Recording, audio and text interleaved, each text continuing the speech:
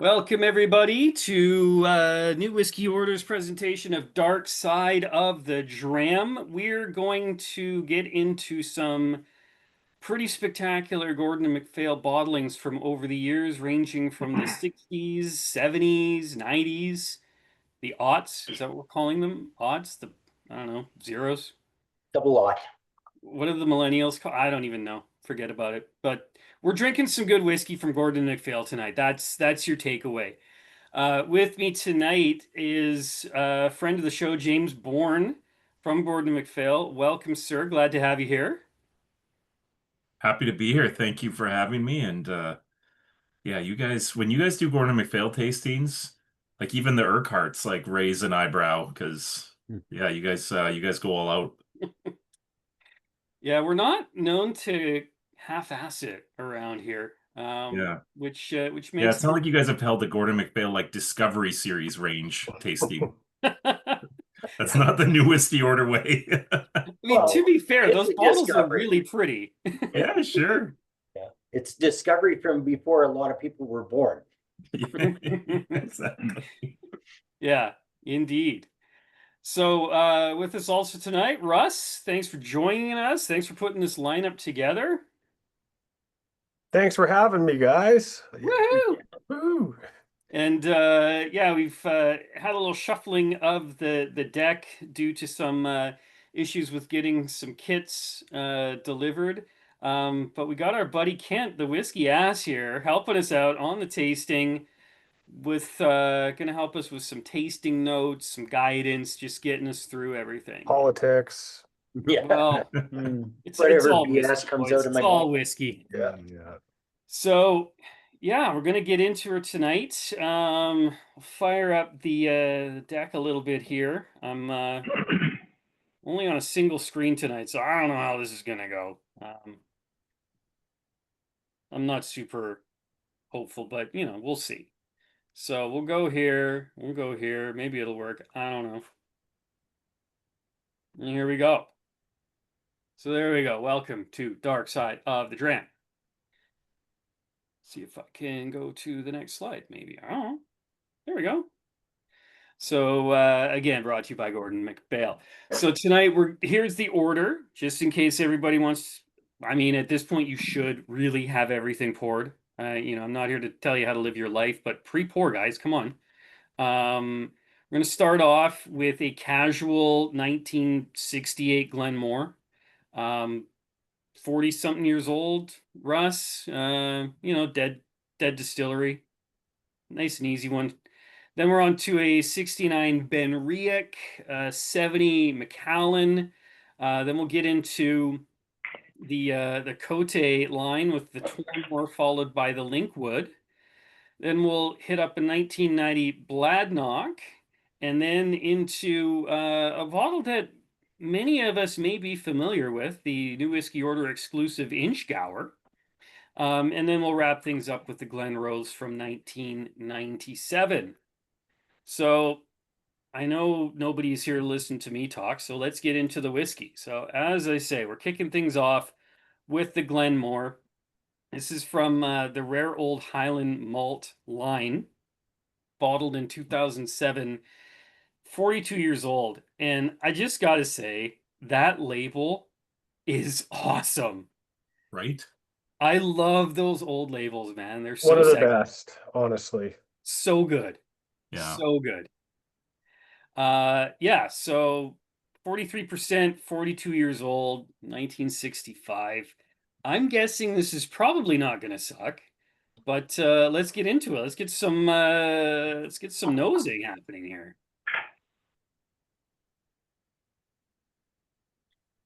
Everybody, please feel free to jump in either on the tasting here. Throw some notes into the chat if you like.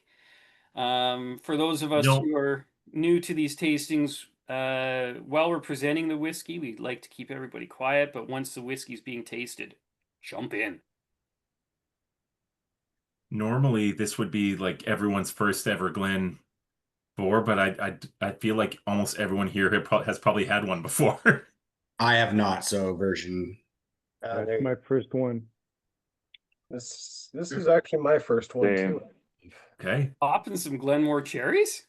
You betcha. Look at that.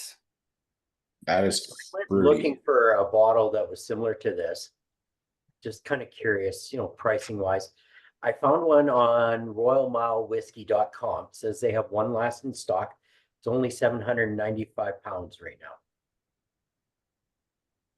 now. All right. Yes, What do you think, Russell? Affordable. it I actually think sounds that's pretty actually reasonable. pretty good. And they do ship to Canada. There is some recently bottled Glenvor in the market. I think it's 1982 Gordon MacPhail, but I mean that's gonna set you back $4 to $5 grand Wow. at this point. Anybody know when the distillery actually closed? Yeah, 83. 83. All right. Yeah, I can tell a little bit of the story. It's a distillery that was basically like right kind of in downtown Inverness. Has anyone here been to Inverness? No, not I yet. think like commonly a lot, if you go to whiskey country, you kind of like go to the train station and then quickly leave the city. Right? Like you're going to Elgin or going who knows where else to visit distilleries. But basically right in kind of the industrial part of the city where there's a canal that runs beside the river, there is like the big docks in the city that basically connected the ocean to Loch Ness. And there was 2 distilleries set up like right where the locks were located.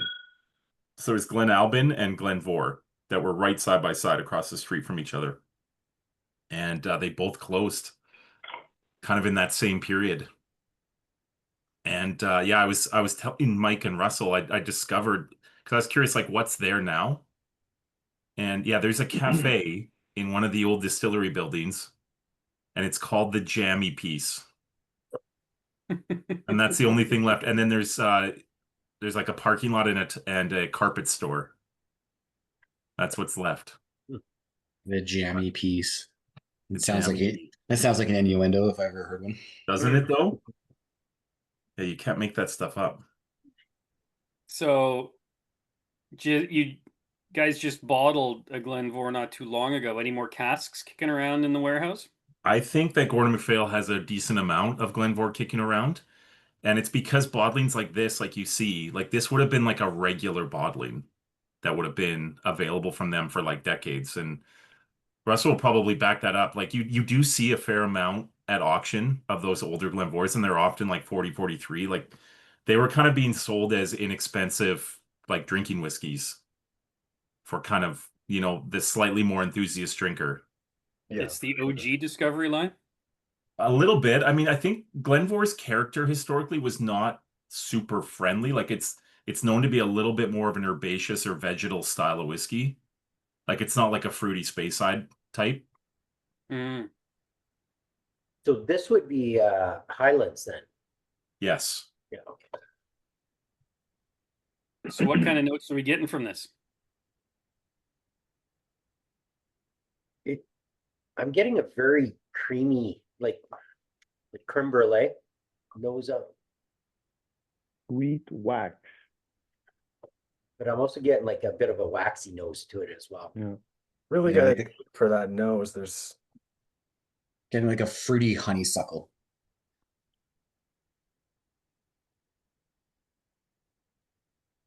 So delicate and nuanced, but just has like some real layers to it. Yeah, it keeps changing. I just poured it and it keeps changing. There's like this nuttiness to it. Very nice. Initially, when I nosed it, I found it thin, but like say as it opens,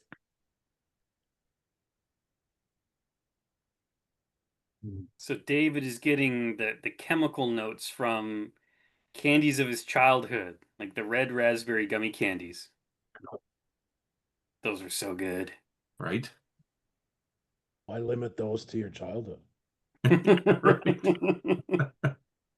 Can't tell me what to do now, Mom. yeah. Right. That's a Fort Mac lunch right there. 100%. 100%. Well, I think it's relevant to the booze business. I saw an article recently where they were exploring like, okay, people that are drinking less, like of course human nature, people that drink less are just turning to other vices. Right? I mean, people like to point the finger at cannabis, but there's like it's a long list, and one of the ones that comes up a lot is like candy. Like people eat more sweets now instead of booze. And the dentists are like, excellent. Yeah, right. So going down that line with the turn down in purchasing of whiskey, do you think we're gonna see a pricing reduction? Like, are we gonna come back into line and get out of this big bubble that we kind of went down to? Yes and no. I think it'll depend, but yeah, I mean, we're already seeing it. I know just, I obviously am within the window of my own brands, but Gordon MacPhail specifically, some of the older stuff, like we're getting offered things now that are like dramatically lower. You might remember there was a 1982 Pulteney and a 1979 Glentockers that were in the market. Those are USA bottle casks that we kind of siphoned a lot of the stock into Alberta. And they were great because they were like under $2,000 for a 40-year-old whiskey. And then they bottled sister casks and we got offered it was probably going to be like $3,200 a bottle. And they just allowed me to order more at the price of the old casks. Nice. And they're the same price. So, and that's like 2019 pricing. And when are we seeing those on the shelf? Like October, November. Nice. Yeah. So it's still expensive. I think like that to me is a good example of what you're going to see. It's just like the really stupid stuff is going to be a tough sell, but it's not going to go back to like 2007 pricing. It's going to go back to 2019 pricing. But even 2019 pricing was still generally affordable. The last 3 years, it's just like everybody went, let's just max out the prices, see how much we can get for it. All right. keep Anybody, everybody saying, yeah, you know what, 3 years ago that was 190 and now it's 280, and it's like, I'm not buying it. all right, we still nosing this thing, or are we gonna taste it? We're tasting We get it. into it. I'm tasting. Cilantro.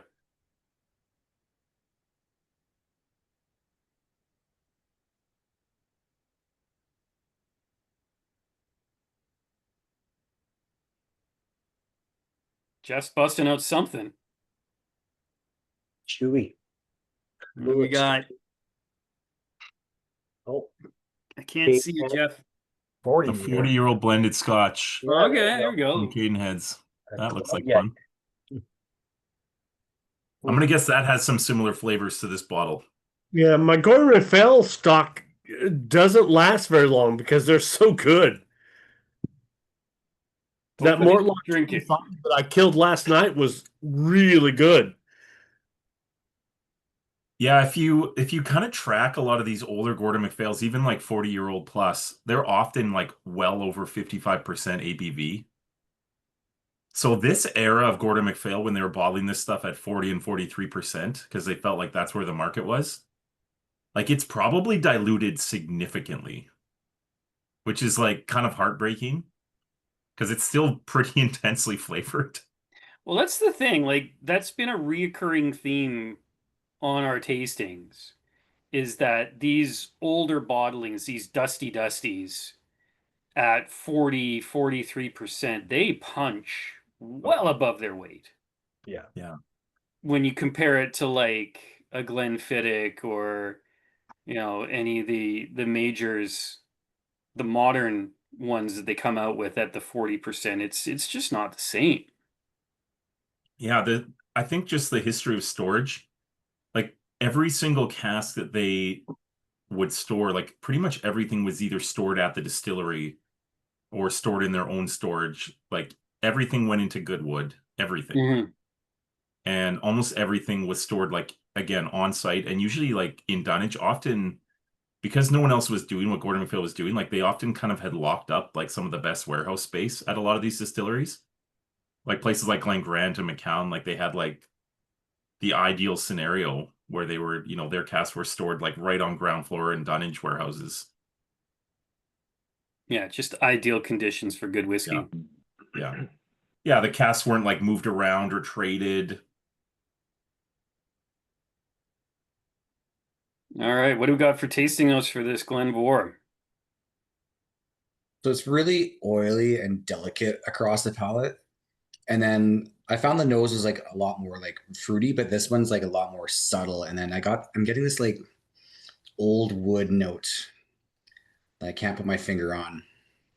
Something At the I've very gotten at the from very other end. Glen Mhors in the past has been almost like a bit of cooked vegetable on the finish. And I think you could make an argument that this has a little bit of that. Yeah, that makes sense. Like the nose is fruity, but the palate is more savory to me. Big time. Got a lot of wood in there. Yeah. Now, would this distillery generally be marketed as single malt or as part of a blend? I think the only ones bottling it as single malt was Gordon MacPhail. Mm. I think most of it went to blends. It wasn't a big producing distillery. Again, I think like a lot of their business probably had more to do with the fact that they were in like a really ideal situation. By the way, we should note that the water for Glen Mhor is all directly comes out of the canal that comes straight from Loch Ness. So it's got Nessie scales in it? Yeah. I think it was actually referred to as Nessie, the distillery. Yes. Yeah. That's my fun fact for the evening, folks. That's all I got. There he is. I know you got more. Russell's tapping out. Yeah, And my hosting skills are fantastic. Thanks, James. Thanks, Mike. Thanks, Kent. Thanks everyone else for participating, because that means I don't have to quite as much. There you go. So what do we Well, think about this that's one tasty overall? note. Does it taste like a sea monster, or is it all right? Tushar, what do you got there? You drinking this thing? Or are you just in the dark? It's probably out in public. Or chasing kids around? Yeah, probably chasing kids around. Yeah, I think that's probably more likely. Hmm. All right, so Nice and let's chewy. stick to the 60s here. Mhm. We'll flick back and figure this shit out. Oops, there we go. All right, so that's the Glen Mhor.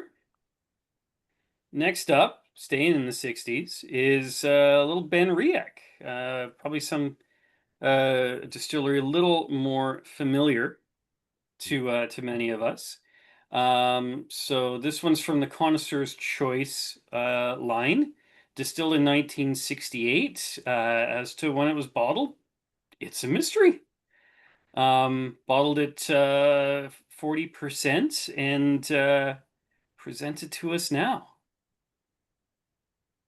Yeah, Just we like just a- know that these labels are from the Bottled. 90s, correct? Yeah. Yes.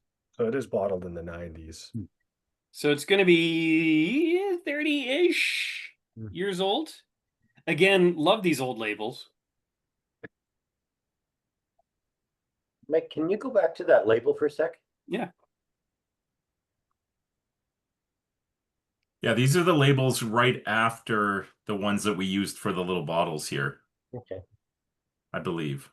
Again, doing some searching. The Whiskey Vault has that same label.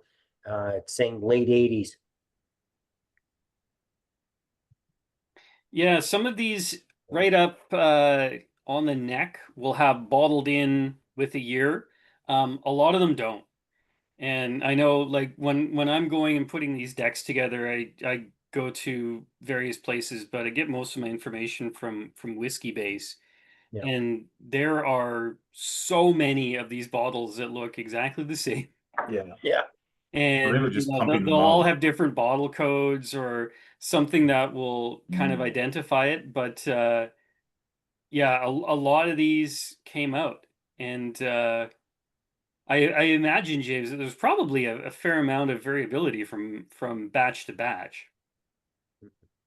Yeah, often these casks come in parcels, and you can kind of track the parcels that Gordon MacPhail owned and released. Yeah, like the example I just gave where, they had a 40-year-old Pulteney cask, and then 2 years later they like bottled the sister. Like that's kind of a common story. So, they may have had 6 or 10 or 20 from this vintage that they would have all filled on the same day. That's like a really common story from Gordon MacPhail. And sometimes they'll just realize like, oh, they're kind of all ready and they just go. But Yeah, often these older ones are casks that they feel like aren't great when they're younger, and they just let them go, and eventually they kind of come around. I think is the typical situation. And it was a screw cap as well. Yeah, Russ bring still back the broke screw it, cap. but Yeah. Russell has that dream every night. Yeah. How do I break a twist cap? I'm sure it can be done. Oh, Yep. all right, we got fruit salad bomb. Oh my gosh. I get like overripe pineapple. yeah. Yeah. You know that's the kinda- apricot candies that you get at sushi restaurants? Yep. Yeah. Oh yeah. I was gonna say apricot. Yeah. It was like,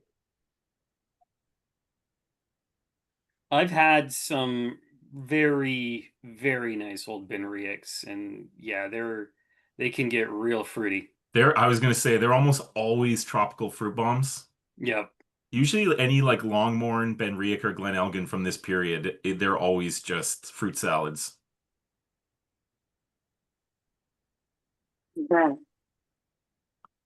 Pat, you're the BenRiach expert. What do you got to add? Well, it's like no other BenRiach I've ever had, right? So I have a lot of these.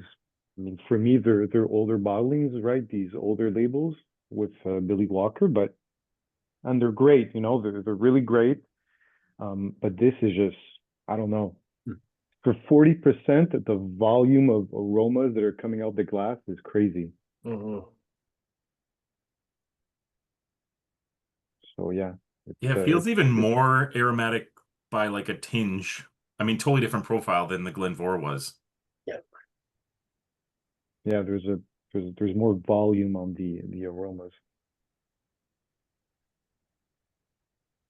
I think if distillers made juice like this today, there were a lot more people would be drinking. Yeah, Kent, you're right. It's even with age, I don't think there's a lot of distilleries that make a style that is going to go in this direction. But what do you think it is? The age, or the cask, the quality of the wood back then? It's a good question. I think it's a bit of a mystery. I know if some of you follow that the Whiskey Fun site, and there's a guy named Angus there that does some of the reviews, Mm-hmm. and he partnered with some people. They started a new, very small distillery, and their goal is to try to recreate this style. And they want to try to figure it out and nail it down. Like they talk about they have ideas, but I don't think anyone like truthfully has their finger on it specifically. Mm-hmm. You know, James, part of it, I think, if you look at old, let's go back 100 years, and you take an oak tree and you cut a slab out of it, and you cut a tree from now that's, let's say you deforest and then regrow it. The rings on the old oak are so bloody tight compared to the rings on the new stuff. I don't know if you'd ever recreate the wood stuff unless you can get into an old grove of wood somewhere. Yeah, I know another common theory is that, barley varieties continue to get more efficient. Yeah. And that maybe the newer barley varieties just aren't producing the same kind of range of congeners. Yeah. GMOs is a factor. Yeah, I think it's like kind of like the same thing as wine, where it's like good wine is like they really stress the grapes out, and like with barley being like, they make things easier to happen. Then I think it's kind of like the same lines, like to get good barley back then probably took a little bit more work and was a little bit harder. So maybe that has a lot to do with it. Right. Like I wonder if things like the 100% Isla Kilcoman type bottlings that are out there, or like the Barra Barley Brookladdies, like if some of those maybe when they're old will kind of go in this direction. It's an interesting question. That's probably a barley's combination definitely of all that. the barley varietals have definitely changed. The yeast used has changed as well, I believe. I think they used to use a lot of distilleries used to use brewer's yeast, and now they use distiller's yeast, which will give you a different character. Well, even just how you're heating your stills, most people are going to, a gas or steam, right? It's not coal-fired anymore. It's not coal or, peat or anything like that.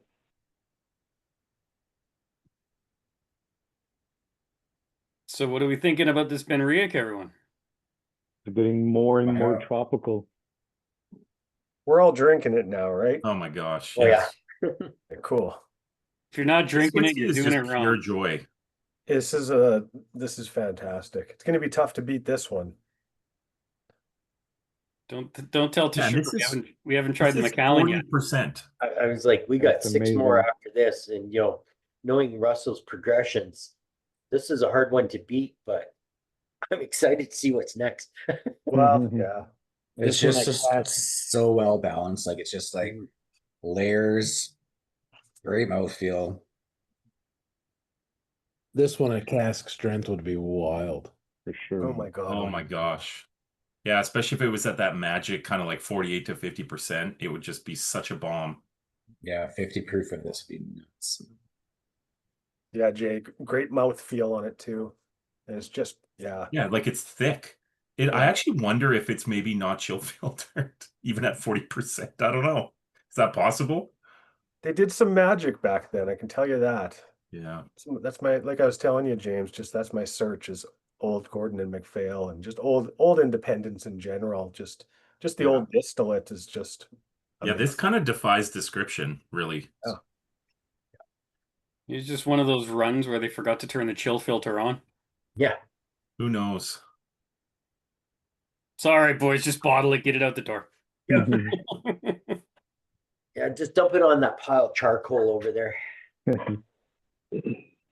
Well, Russ, I'm sure even buying this, part of you must have thought like, oh man, 40%, like it could be kind of dilute. It'll probably be interesting, but like, man, this thing is just like packed.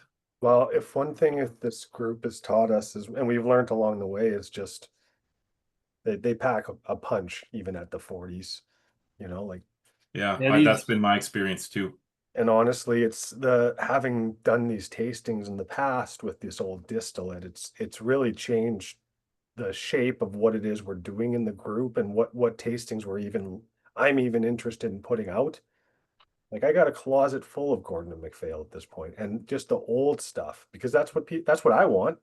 And Yeah. even if it's 10, 12, 15 years old, it's fantastic. It's amazing. Yeah, I start to feel like just decades of good storage, like just seems to be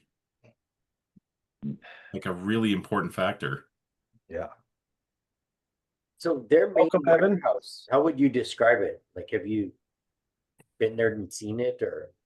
Well, Ken, they do have their own warehouse, but now a lot of the old stuff they have, like anything that's like older than 40 years, they bring home and they store it and they spread it around all the BenRiach warehouses, which are all 100% dunnage, and it's all just kind of like right by the ocean in Forest. Nice.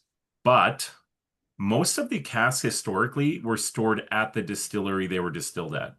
So Gordon MacPhail would show up with a truck filled with casks and just say like, here you go. And then they would fill them.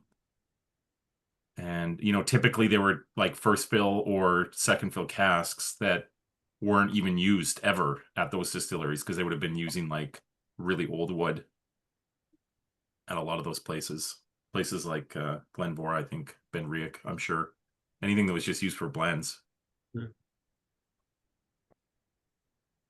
So yeah, again, people thought they were crazy. People legitimately thought they were like just complete idiots for what they were doing. Yeah. Yeah, Richard always Like the starts with last the story that they have this picture on their wall, and it's their wall price list from the shop in 1970. And you can buy a house blend, or you can buy, and the which would have been probably like a lot of 3-5-year-old whiskey in that blend, or you could have bought a 1939 Macallan for £1 more per bottle. Tushar just fell over. Yeah. So that's why people thought they were crazy. They're like, why are you going to all this effort for like an extra like 5% margin? It made no sense from a business perspective. They obviously had a good business sense and thought of the future. So Yeah, and I think like the first two generations of the family, like John and then George, they were just like legit enthusiasts that were like, this is my business and this is what I believe in, and they just went with it. I think All it helped back that the then, they grocery were store was producing whiskey profitable, for us. right? Like most of their business was, and what floated the family was the grocery business for most of their life. The whiskey thing Mhm. was like a side thing. And all the way back then, they were making whiskey for us today. Yep, Yeah, it's absurd. they had a time machine. That's awesome. All right, well, let's keep her moving here. So that was the BenRiach. Sounds like that one was relatively popular. But, speaking of a Macallan for an extra pound, let's Mhm. get into one from the 70s. So this one is from the Spey Malt line. Distilled in 1970, bottled in 2013 at the ripe old age of 42 years. First fill cherry butts. That's a long time to spend in a first fill butt. Bottled at 43%. So this one looks very interesting. I think Tushar is going to be happy about this one. That nose is bonkers. I know for a fact that I've talked to people that didn't buy old Macallans like this because of the strength at 43. That is like utter foolishness now, having this in my nose. Dummies. Holy cow. I've had 3 or 4 different Spey malts from different eras, and they're all very different, but they've all been excellent. They do vary a surprising amount. Like even the ones that we've had in the last 5 years, they're all very different. Oh yeah. But all of them are very good. Yeah, we had one bad one. There was a 2001 that was just from like a really non-active cask that was a little bit funky that I think disappointed some people. It's tough when you're spending like $400 and even if it's 20-year-old Macallan and it's a little bit of a funky cheesy. But all the other ones have just been like gooey and sherried. This Wow. is so good. God, this is crazy.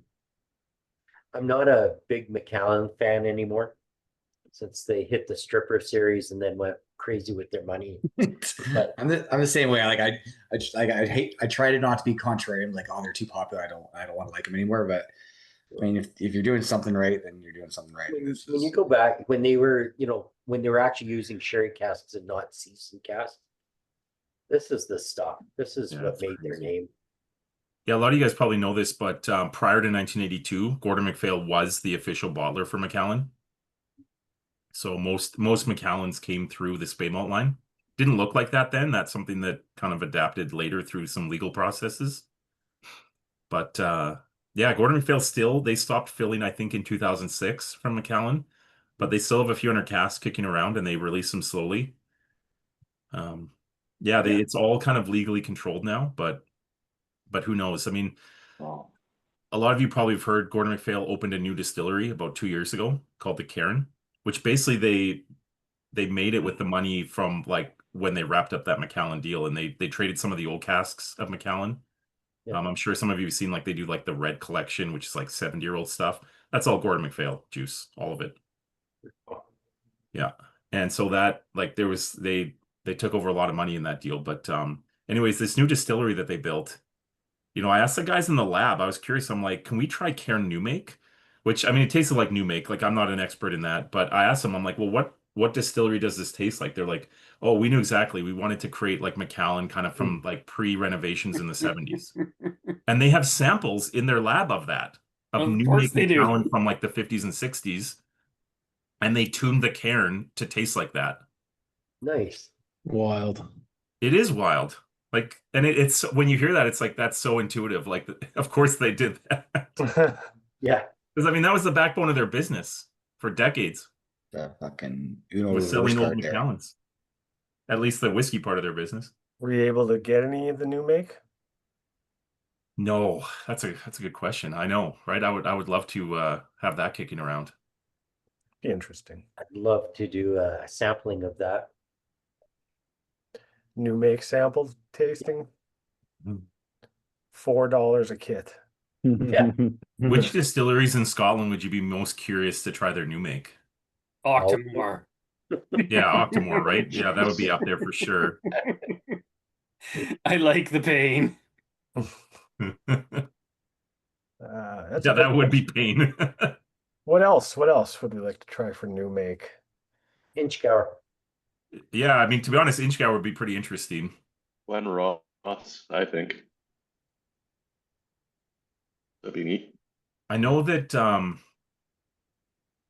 working for Glenglassagh, they always have advertised that their new make was like pretty drinkable because it was so floral.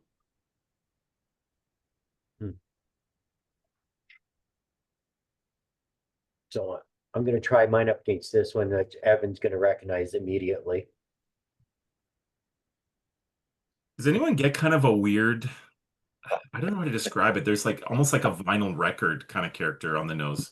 Yeah, like I was getting like waxy, like almost like Plastic. polyurethane kind of. The Yeah, DJ's Dram. polyurethane, totally.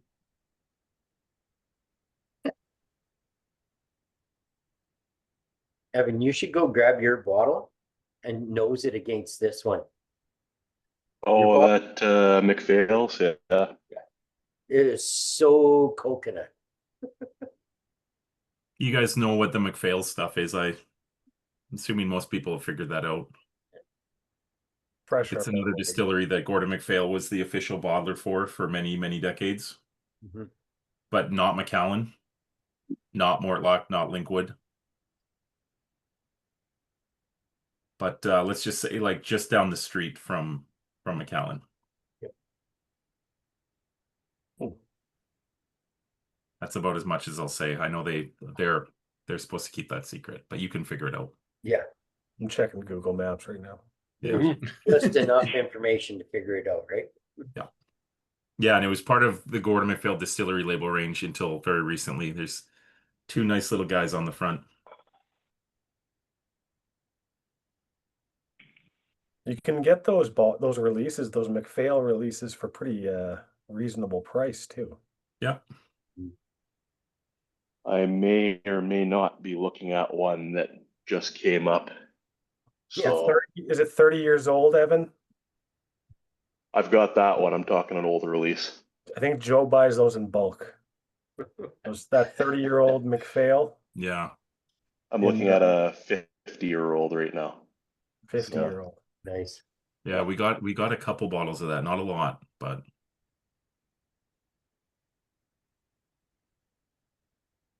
yeah, they're all single malts. They're all from the same distillery, all the MacPhail's range. But yeah, it's all juice that should have gone into distillery label packaging, but they legally can't anymore for that distillery. Wow. Yeah. Yeah, I basically narrowed it down to two options, and which one it is, I don't think really matters. All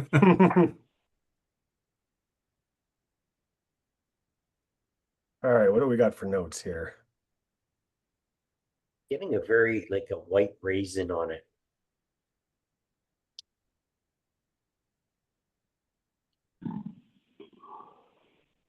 You can tell the spirit has more body than the BenRiach or Glen Mhor did. Like it just has a little bit more of an oilier texture. Yeah. And it finishes rolling a little bit longer too. Oh yeah, that finish lasts a long. That's a long finish. Yeah, it kind of like unfurls and like has new details like well after you swallow. Yeah. The oil kind of gets stuck mid palate, mid to the back. It doesn't really sit on the tip of your tongue. It's kind of leading me to believe that it's an Oloroso sherry. Yeah, all Gordon MacPhail, historically and present, is all Oloroso sherry casks. I thought they used some PX for a bit there. There may have been some that mixed in by accident or like kind of really, really ancient casks, but yeah, they've been using Williams and Humbert Oloroso for the bulk of their production. Okay. I think it's been about 60% of all the casks they've used historically. I'm getting a little bit of grape crush soda. Yep. I Big time. dig it. Oh yeah, that's a great note. I've only ever been disappointed by the Macallan financially.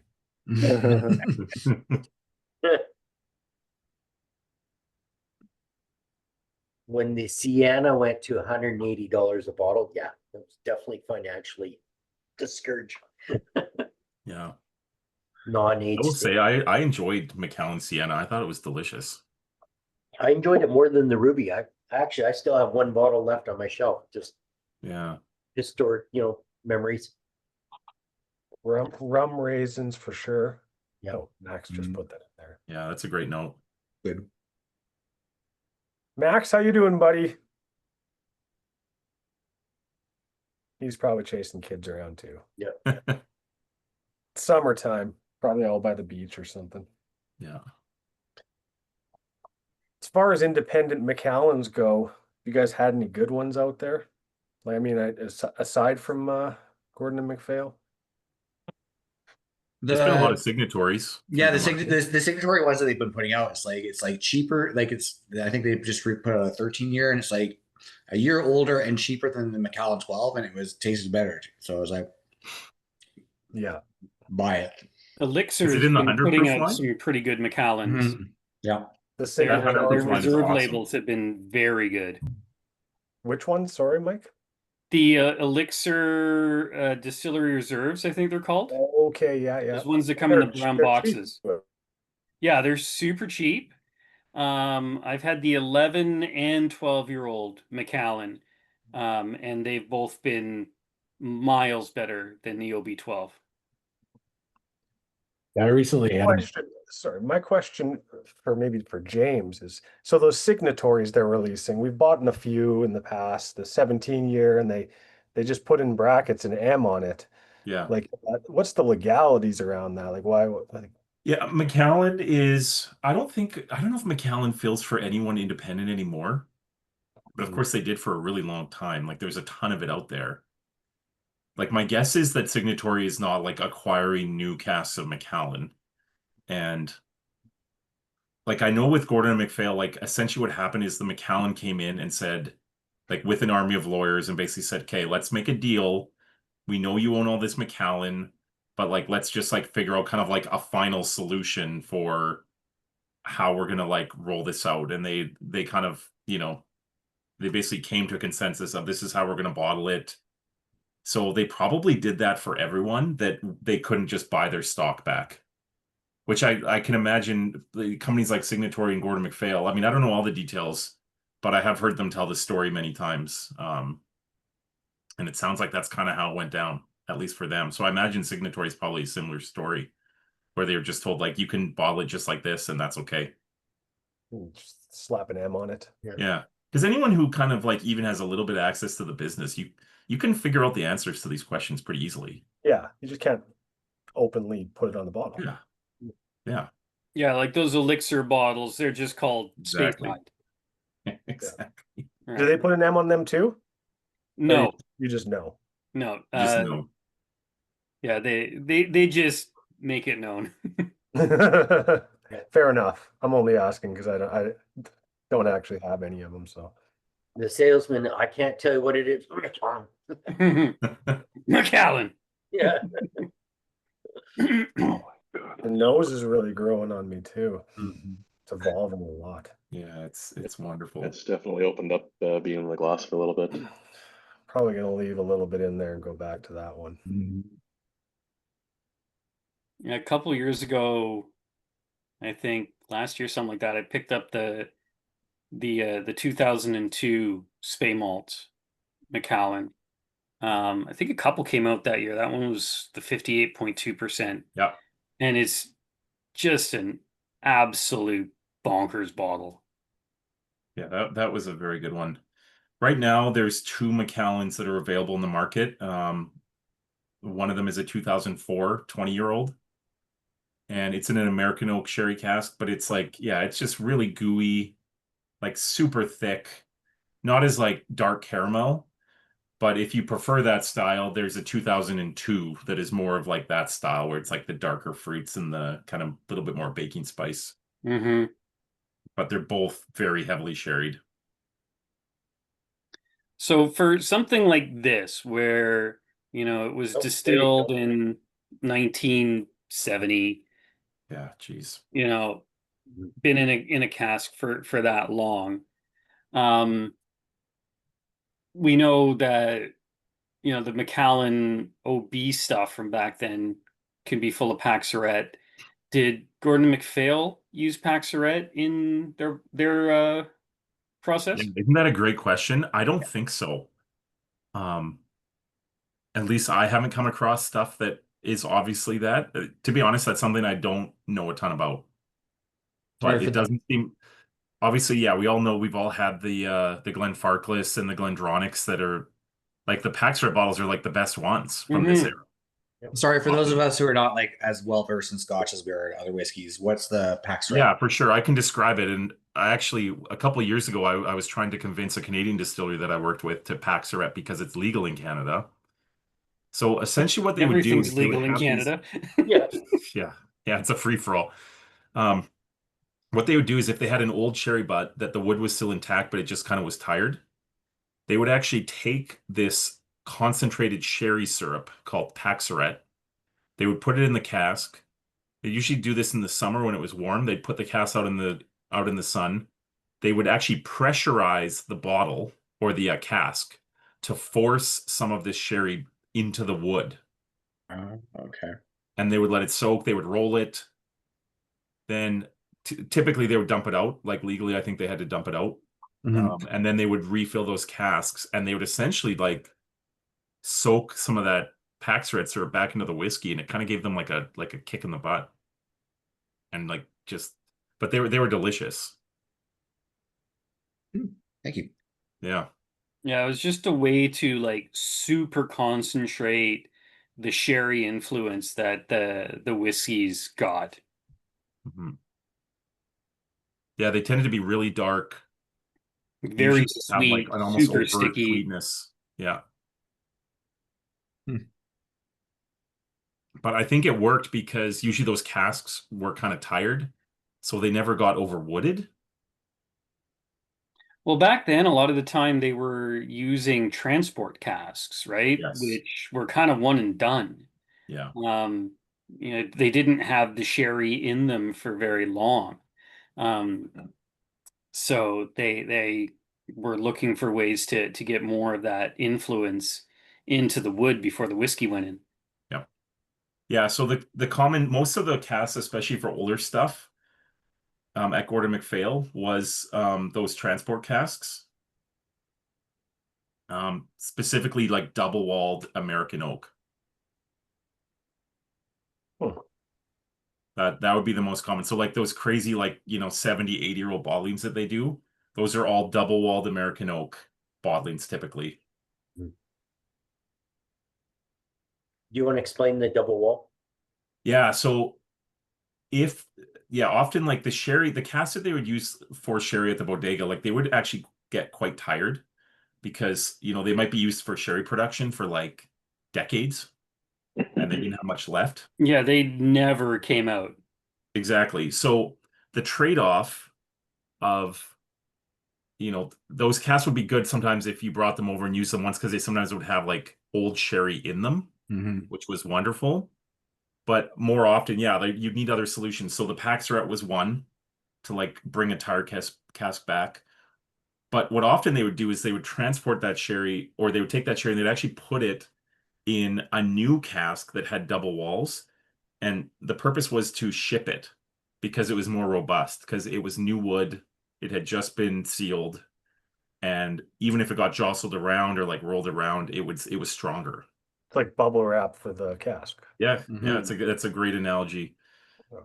And so they just used it for transport then. yeah, the trade-off though was that whiskey would mature a lot more slowly in there because of the thicker staves.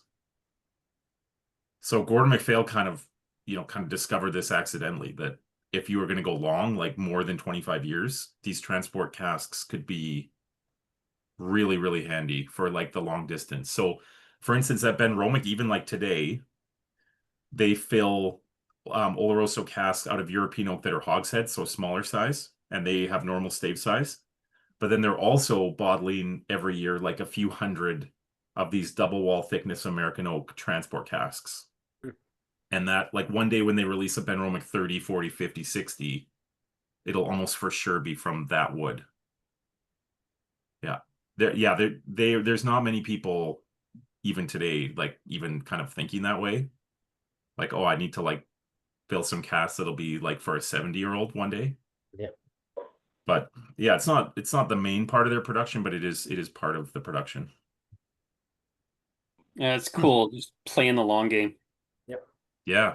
Is Gordon and McPhail still playing the long game, or are they more Yeah, invested absolutely. Yeah. Yeah, I think they're quite aware that BenRiach and the Cairn spirit is the type of spirit that probably will go deep, and a lot of the stuff even they would have filled, like, when they stopped. So, like, I think the last distillery they filled from was actually Mortlock. So they have, they have double wall sherry casks from 2023 of Mortlock that will probably go to 60, 70, 80 years.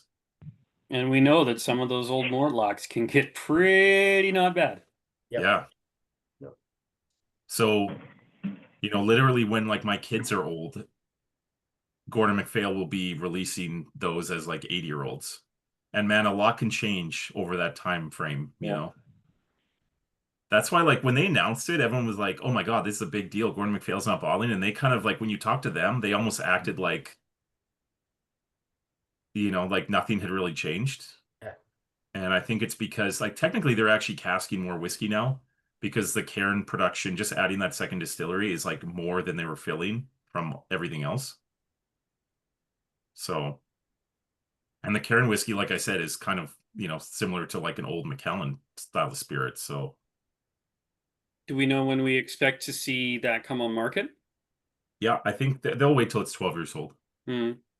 I don't think you'll see much before then. You might see some, like, limited releases, but they're not going to try to, like, I think they learned their lesson with BenRiach. They really regret releasing whiskey under 10 years. They talk about it all the time, that they, like, hate that it's even out there, that you can go and buy BenRiach that's young. Yeah. Makes sense. Yeah. Well, if you don't Give a need it second to turn chance. your lights on, why not hang on to it, right? Yeah, that's the generational wealth thing, right? They're not like they didn't build their business on, like, new debt in the early 2000s like the rest of the business. Well, that was even like two brewers. I was quite surprised. Their bottle number one was damn near 10 years old when they released it. Yeah. They didn't need to release it, and it was. They have other cash flow, right? Yep. Well, let's keep her moving here. I hope everybody enjoyed that Macallan. Next up, we're going to get a little more modern. From 2002, this is a Tormore, which we all know and love. So this one is the first of two that we're going to be having back to back here from the Cote Rotie cask line. So these were all originally casked in first filled bourbon and then finished in some French wine casks. This Tormore distilled July 3rd, 2002, bottled March 3rd, 2017 at 14 years at 45%. So this should be a bit of a departure from what we've been enjoying so far. I'm interested to hear what the notes are going to be on this one. It's almost too young to be in this tasting. Just like you, Kent. Yeah.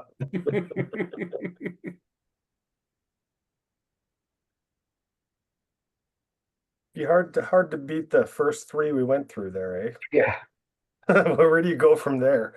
Yeah. I know. The tough thing is, if you put those at the end, they kind of get lost too, Yeah, it's like that's what I was thinking. I'm like, we got 8 whiskeys in the lineup here tonight. It's only 3/4 of an ounce, but still 3/4 of an ounce times 8. Is anybody even going to remember number 7 and 8? I don't know. See, the problem is I have to share with Cheryl, and she's not feeling up to being down here tonight. So I'm literally leaving half all my samples. You're a good man. You're a No keeper. kidding.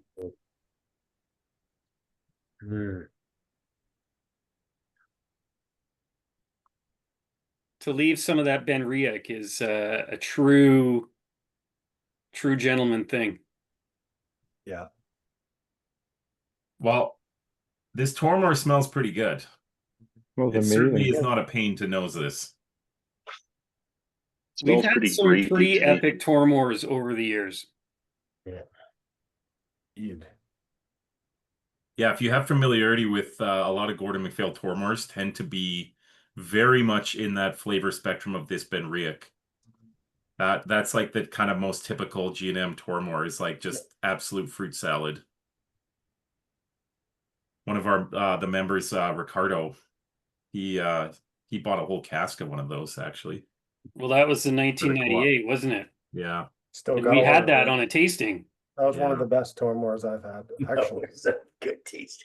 A And very we- similar cast to bought it. that we actually put in front of him this year, but I think it's 27 or 28 years old, and he just couldn't commit to the whole thing. But we will bring it into the market for sure when it's bottled, as long as like a single customer doesn't take it in the US. Just don't offer it to the US. I'm sure Alberta can take care of that cask. I'm sure we can. Send it up. Send it up to the 51st state. Yeah, believe it or not, like, so I think this thing's going to spit out about 280 bottles at probably it'll be like 500 on the shelf. That would be a tough ask for me, I think. That would be tough. For It's 27-year-old Tormore? yeah. Yeah. But the problem is the bottle count. Like if it was 150 bottles, I would start the conversation, but I think it would take me 2.5 to 3 years to chip away at that stock. Oh. Yeah. What's I the think- price point you said, James? I think Five-ish. it would retail at just under 500. For 27, yeah. Yeah, and probably about 265 to 280 bottles. Wow. You know Because what? Between NWO and the Ontario Sippers, I think that would probably disappear rather quickly. Put a pretty significant dent in it. I'm pretty sure about that. Yeah, I think like in the what I would expect if the market stays where it is we would be able to sell probably like 100 to 120 bottles like within the first month or two. It's that second 120 bottles that is Yeah. it's a That- battle. Tough Plateau. plug. Yeah. Yeah. Well, I know that 98 sat on the shelves in Yeah, cold. kind of similar, right? Like 100 bottles of that, but then all of a sudden when word got out, like that was gone quickly. That was after our tasting, and they were gone. Yeah, they were gone, right? I Because know I had people. That tasting was all unobtainium. Yeah. All of it. It was like crazy bottles that were just completely unavailable, except for that Tormore. And I think if I remember, that Tormore was like the second most Yes. popular Yeah. bottle it was- of that whole tasting. And it was shared that these are still on the shelf at Co-op, and they were gone. Yeah, the co-ops in Saskatoon, actually, there's still probably a handful of those Tormores around. Really? But like I said, like that the new Tormore that Ricky tried the sample of, it'll get bottled, and I do think I'll get some cases. Like it'll come. That So, we just have to be other patient. Tormore lasted 2 fires. Oh yeah, that is a tropical fruit bomb. Yeah. That went over. Yeah, and this new one very is very fire. much so as well. So what's this one like?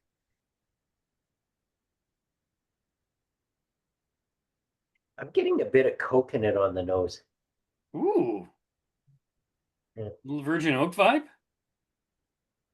Or it could be that Cote Rotie is probably European oak. Yeah. That could bring a little extra. It'll spice, definitely be little European coconut. oak. Yeah. All of these wine finish Gordon MacPhails, they're very easy to track what the wood is. So they have a deal with Sassicaia, who is a Tuscan wine producer. Mm-hmm. They have a deal with Gigal, which is a Rhone Valley in France. So that's where you see Cote Rotie, Hermitage, Saint Joseph usually are the three. Mm. And those are 225 to 250 liter French oak casks. Yeah. That probably Damn, that is had sweet, 24 though. months of wine in them. Yeah, this Maybe is the 48 if sweetest they were one. used twice. So it's gonna bring a little butter, bring a little spice, Yep. Yeah. a little And this- coconut. On This- the palate, it is just like pure sugar.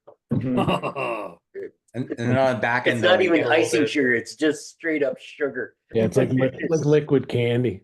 Yeah, liquid candy, yeah. I find On the the- flavor ramps up a lot on the palate versus the nose. Oh, Yeah. 100%. Yeah. Definitely. Getting a bit of that red wine influence on the finish though is just a slight little tannic Drying? bit on the end there, like a little dry, like tannic on just right on the back palate, Yeah. on the Mhm. just as it's finishing out, and then just like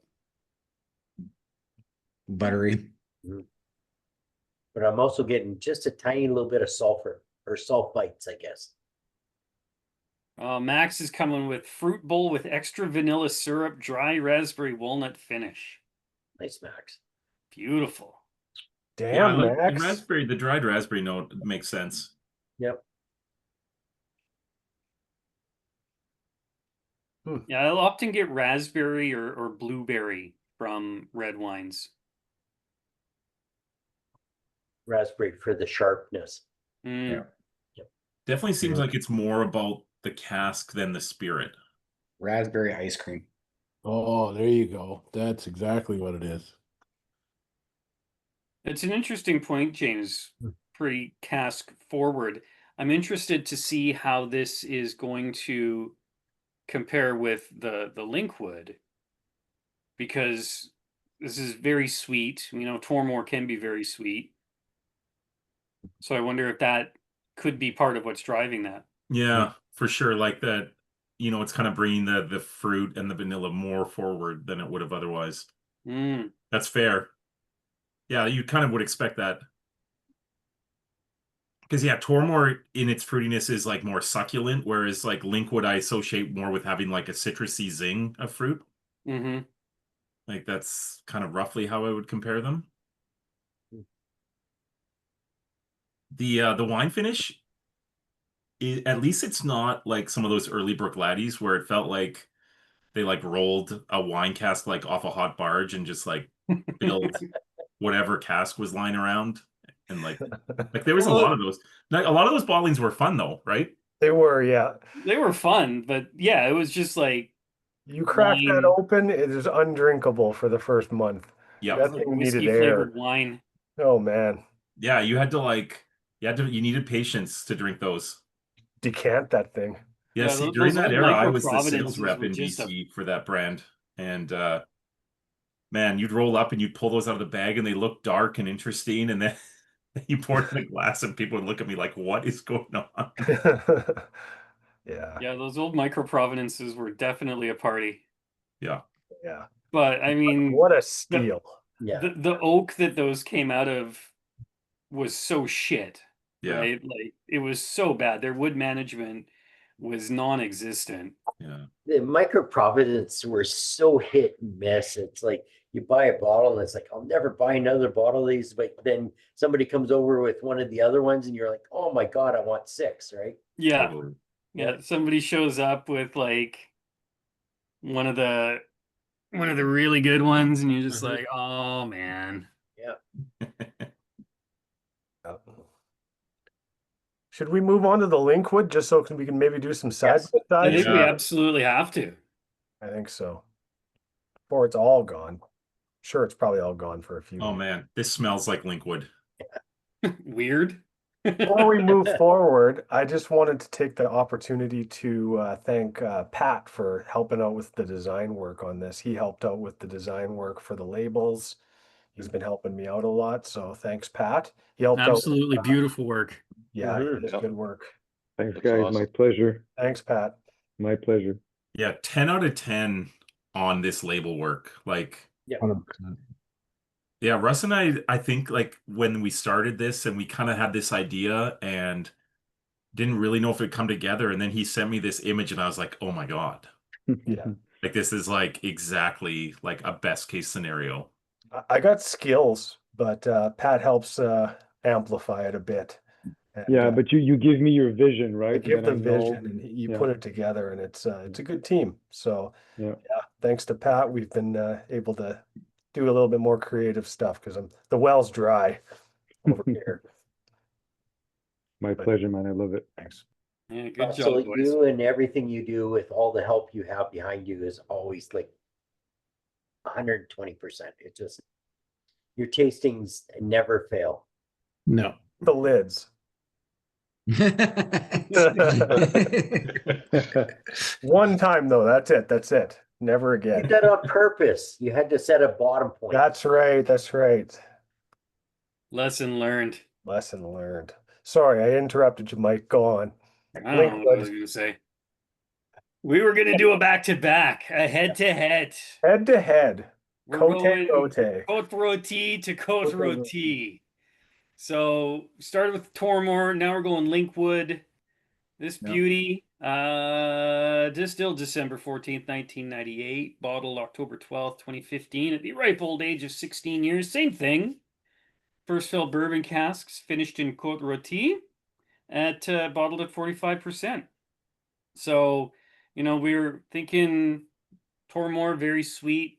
Tormore itself, usually sweet. Linkwood, is this gonna bring less sweetness? Is it gonna bring more weird? What's it gonna do? What are we thinking? What are we smelling? The nose is There are a definitely lot of more punchy. similarities.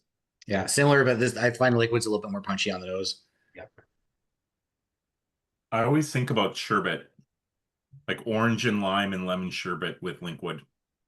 Yeah, It always has this like zesty quality. that citrusy liquid. Hmm.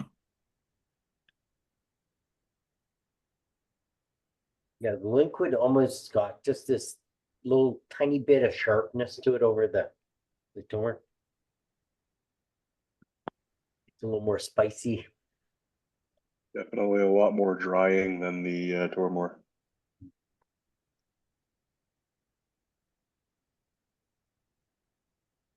Yeah, it's almost the reverse where the Tormore got like richer and more kind of explosive on the palate.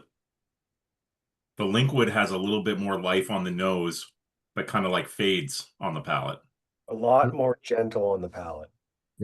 Big time. Way less sweet. Mm-hmm. Tormore smells like maple syrup when you go back to it. Mm-hmm. I find Somebody the say liquid more gentle rich. about a linkwood? I think on the front, like in the very beginning on liquid, when you first get it and it comes across the tip of your tongue, it's a little bit more punchy, but then it's just like chills right out.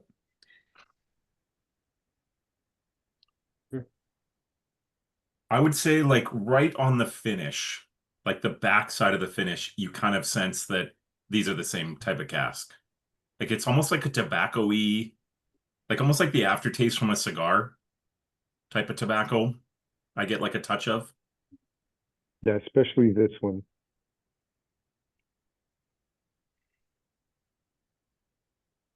Reggie. Cheers. Reggie, Colin, Nice. welcome. Oh, yeah. Yeah, I don't have a kit, but I'm just here for the fun. Oh yeah. I do have a kit, but I obviously am very behind. Where are we in the tasting? So we're on the Linkwood. linkwood. Okay. So, yeah. But We're the linkwood and comparing Tormore Tormore we're to doing side by linkwood. side. You didn't miss anything interesting, don't worry. Oh yeah, they're all crap. Good. Yeah. Just, you know what? Just send your samples to me. You really don't want to try them. I was thinking maybe I could just pour them all in the same glass and just kind of. There you go. Yeah. The cat. I like the cut of your jib. Knock it back. Heathens mix. It's the Fort Mac blend, isn't Heathens. it? Yeah, the heathen blend.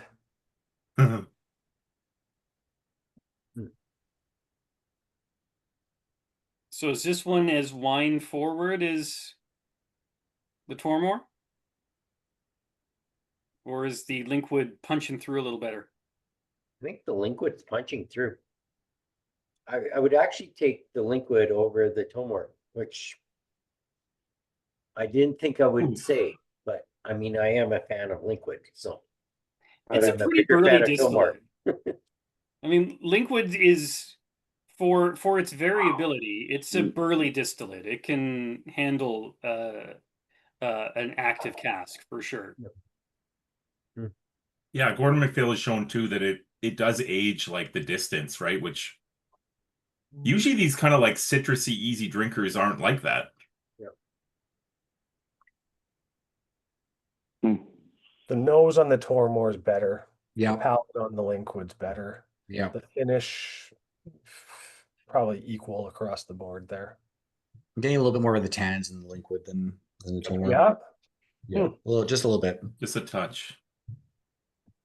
I think the sugariness of the Tormore is almost putting me off, which is weird because I have that's absolute sweet tooth. But it feels like it takes over. It's too sweet. Very, Yeah, very is... overpowering. Yeah.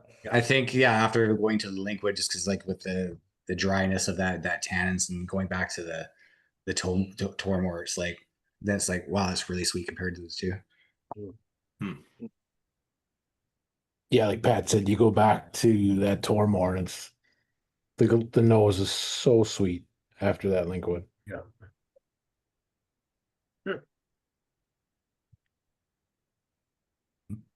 I'm going to guess if we voted, it would be 50-50. Oh, yeah. Yeah. We don't vote around here, do we? Yeah. Oh, shit, I got to get to work. Yeah. I think it's hard to beat that nose on the Tormore. I think I would be leaning towards the Tormore myself. Yeah, I'd be in that boat too. Yeah. See, and I would go linkwood. Yeah. They're both good. Yep. I'm also on Team Linkwood after my first initial sips. Realistically, We're already 50-50. My favorite part is that tobacco-y note that is a little bit more pronounced on the Tormore. Okay, Mike, put it up as a. I'm abstaining from this vote. Say realistically, I'd walk out of the store with both, probably. Yeah, right? That's the correct answer. It's like, well, that is the correct answer. I'm gonna stick with the 43-year-old Macallan, I guess. Fuck.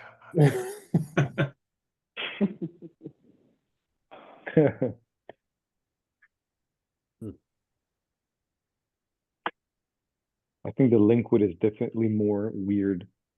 There's like a funkiness to it at the end that the Tormore doesn't have. To me.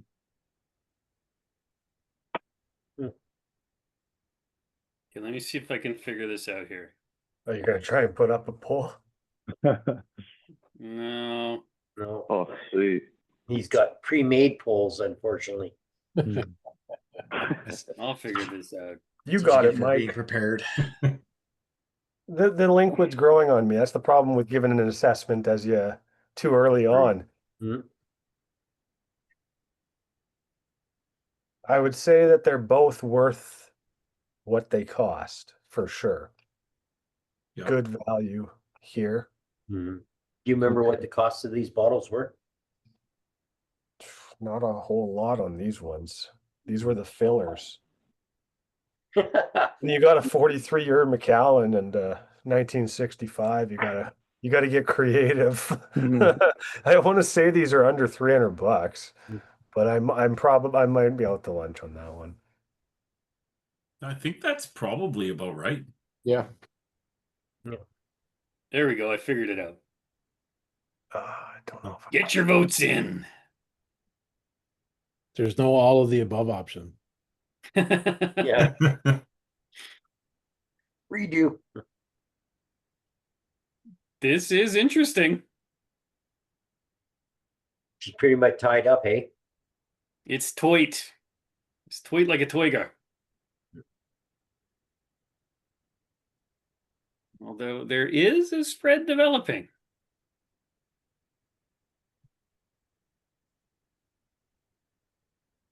All right, we got 12 to 17. Is that all 12 of the people with kits? Right. 13 in.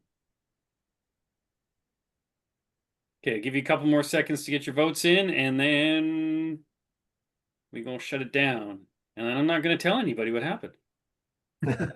Till the very end. Just because I'm a jackass.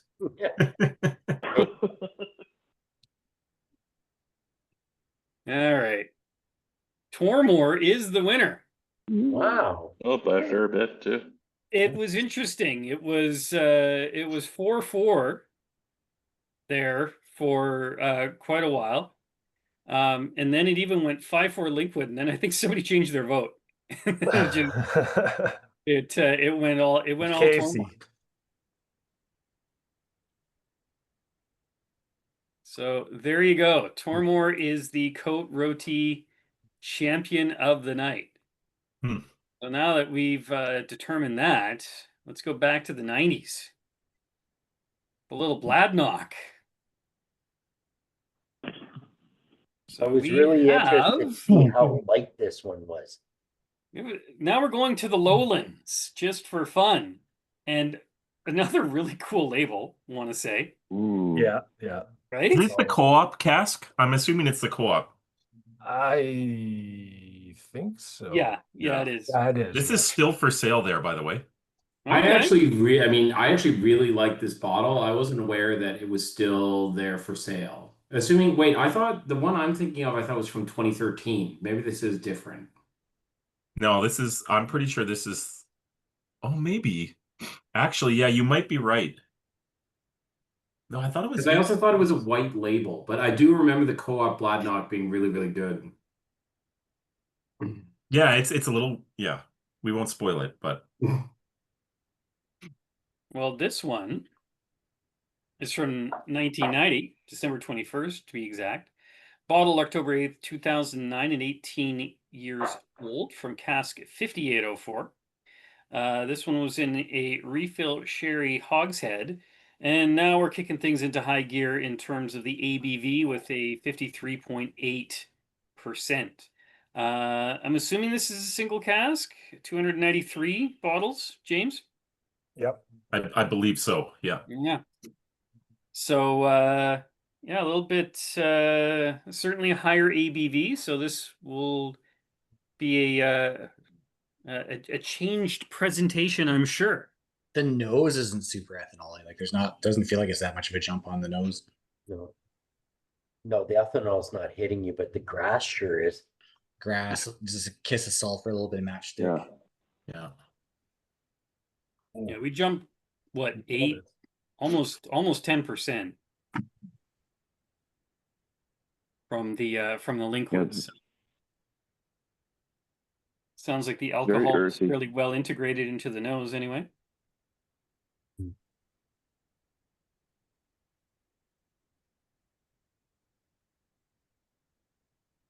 Boy, it's funky though.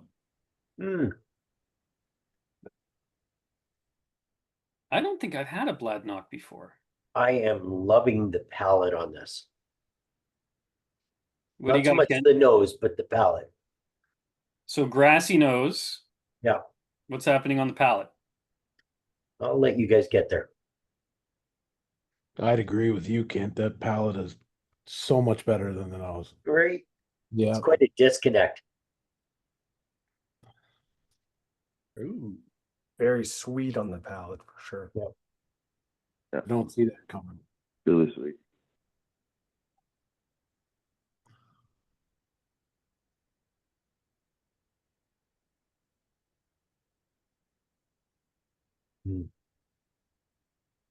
I'd have to say this is probably my least favorite of the ones so far. I find it really interesting because I'm getting like the white peppery notes on the tip of the tongue, but it's flooding with the icing sugar down the sides of the palate. It's a little chalky for me. Yeah. Like Flintstone vitamin-y. Yeah. That's a good note. You say Flintstone vitamin-y? Yeah. Yes, he Hell did. yeah. That's awesome. Yeah. We're moving on to the palate, right? Yeah. Yeah. All right, cool. Time to take your vitamins, Russ. Yeah. I already did. I have Flintstone vitamins downstairs. I mean, I could do a side-by-side. I could use a side-by-side with this Do one. I kind of want to see that. I always get that vitamin tablet vibe from anything in a Sauternes cask. Yes. I'll find any. We'll get Dino, right? I gotta go and buy Obviously. some of these Flintstones vitamins because my mom, as a kid, never gave it to us. Oh, We got like cod liver oil and that kind of Ugh. stuff. Yeah, Oh, right? boy. That's what existed back then, Ken. Yeah, Just remember, don't burp for the rest of the day. yeah. Yeah, it was totally giving me like a chalky like vitamin, like Flintstone vitamin, or like the like emergency tablets, like those. Vitamin C. Oh, the fizzy. Yeah. Max is getting honey, ginger, and detergent notes. I get like a fizzy candy kind of. Oh boy, side by side, Flintstone. Oh, there we go. There we go. oh, jeez. I'm about to get called right But, back. so at we've got red. You know what's funny is I just took my serving it right, like the regulatory thing to serve alcohol. And there's a whole section about mixing drugs and alcohol. I didn't mention Flintstone vitamins. Is that really Vitamins aren't drugs. Vitamins don't count. Should I do purple, orange, or red? I feel like red. Orange. Oh, Orange. Orange is I think orange for orange sure. I actually. think orange Yeah. might be more similar. Yeah. Okay. You vote. The new I chapter. have orange. serving it Not only do I right. have orange, but if you can see this, it's a Bam Bam.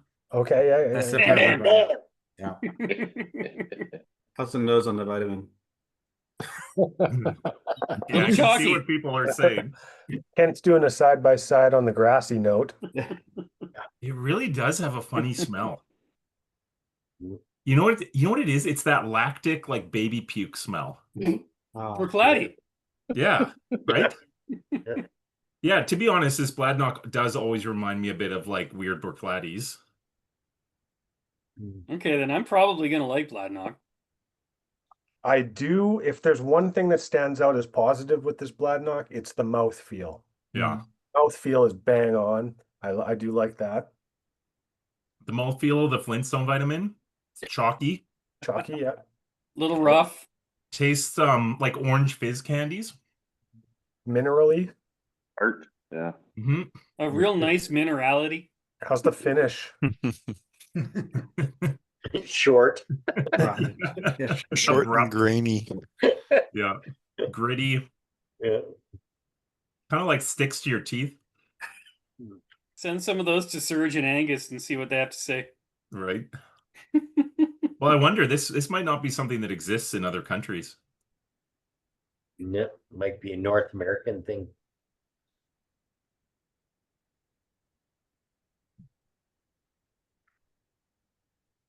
That's interesting.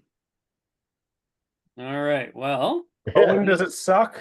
It makes the Bladnoch taste really like white Does it chocolate. suck or no? Because honestly, like, I'd put that up against almost everything else I've had here. I love that. I actually like it too. Yeah. I looked back at the tasting where I had this. So it is this bottle. It's that the box is kind of the white old school G&M box was what I was thinking of. But apparently I was looking at it through rose tinted glasses because I thought it was back then according to my notes. But I do like these older Bladnochs. I feel like because they just recently did that revamped line in the last couple of years, and I feel like it's missing something that made these kind of quirky old ones from the pre-mothballing a little more special. I agree. For me, I'm not a big fan of Bladnoch, and I'm not a big fan of the grassy notes. I don't get any of the grass on the palate though. Like, it's just on the nose. Yeah, Yeah. I want grass. I'll go to my front yard.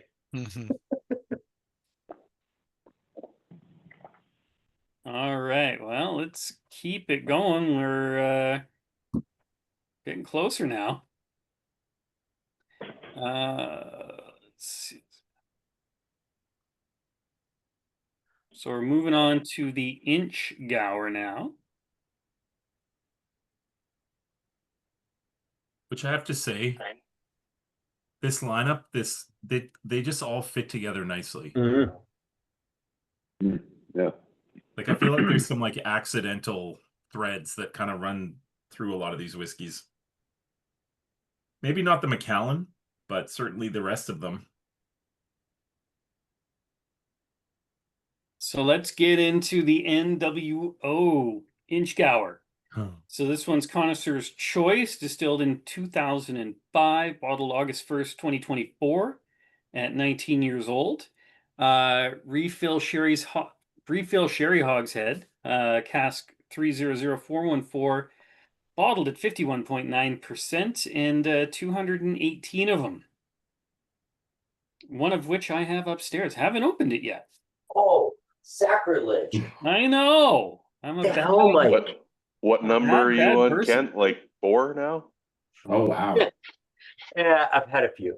Mine is open. I definitely have not gotten through 4 of them.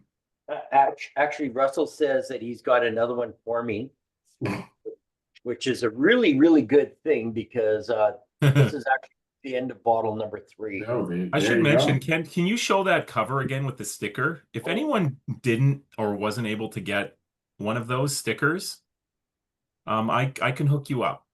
That would be great. Yeah, I got mine from BSW, and I just got like the gray open case. So what the easiest way for me to track, just send me a DM on either Facebook Messenger, probably is the easiest. If I'm assuming we're all on Facebook if we're getting these messages. in the group, yeah. Yeah, send me a DM and we'll arrange it. Nice. Thank you. I've got a stack of them. I've got the envelopes. I've got everything ready to go. Yeah. So I've sent out probably about a dozen to people already. Oh, have you? Okay. Yeah. And those sleeves are so cool. If anybody needs a sleeve.